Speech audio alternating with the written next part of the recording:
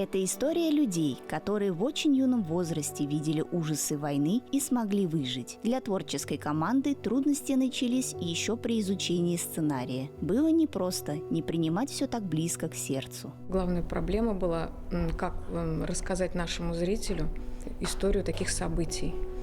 Мы очень долго искали материал. Хотелось быть правдивыми со зрителем, не придумывать какую-то историю. Поэтому мы остановились на произведении Светланы Алексеевич «Последние свидетели» или «Соло для детского голоса».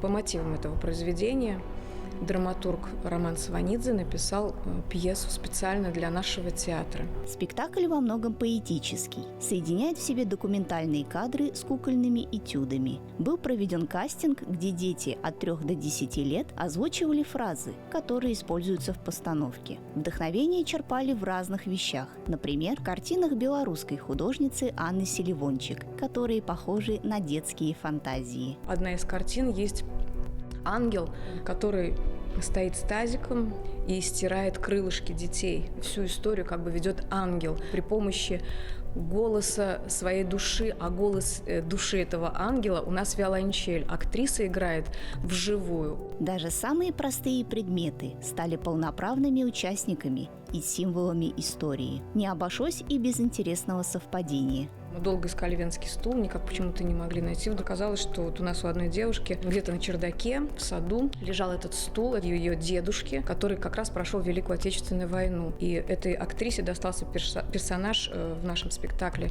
«Мальчик Сережа». Ее дедушку тоже звали Сережа, а это был его любимый стул. Порой требуется не меньше мужества в том, чтобы жить, несмотря на все трудности. Жить и делать мир лучше. Нас спасли чужие люди. Но какие же мы чужие? Все люди свои. Люция Галиева, Айдар Баширов, город Уфа.